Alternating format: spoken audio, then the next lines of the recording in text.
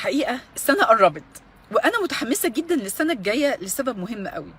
أنا حاسة إن بقى جوايا يعني وعي مختلف وطاقة مختلفة، جوايا نية كده إن السنة دي إن شاء الله بإذن الله أنا دقت طعم بصراحة إني لما أنوي أعيش اليسر في حياتي، لا الدنيا اختلفت وابتديت الاقي الثمار ده.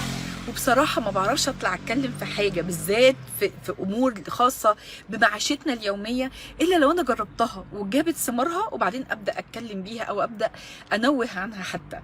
والحقيقه برضو ان انا كنت عايشه سنين عمري عايشه في نوايا الناس اللي حواليا. الكلمه دي يعني زميلتي دكتور اماني كانت دايما تقولها، لو انت ما حطيتش نيتك هتعيش في نوايا الاخرين. ما كنتش فاهماها، ما كنتش فاهمه ان ممكن ساعات المعاناه اللي انا عايشه فيها دي مش معاناتي انا بس، دي معاناتي ومعاناه اهلي ومعاناه اصحابي ومعاناه جيراني ومعاناه الحياه اللي انا عايشاها. طب هل انا عايزه اعيش حياتي بمعاناه؟ هل انا حابه اكمل في المعاناه؟ هل انا عاوزه اتعلم بالمعاناه؟ لان طبعا انا كانت الخديعه الام في حياتي ان انا الحكمه من رحم المعاناه، وانا بحب يكون عندي حكمه وافهم ما وراء الامور. طب انا هفضل افهم ما وراء الامور بالمعاناه؟ طب ليه سنه 2025 ما تبقاش سنه فيها يسر، سنه فيها رحمه ولطف بحالنا اكتر، سنه فيها ود، سنه فيها حب. وبقولها حب يا جماعه، لان انتوا الحياه بنعيشها بطريقين، يا حب يا خوف. يا بحب كذا فبعمله، يا خايفه من كذا فبهرب منه، او خايفه اني ما اعملش كذا او اني احقق كذا فبقعد الهس واجري وراه.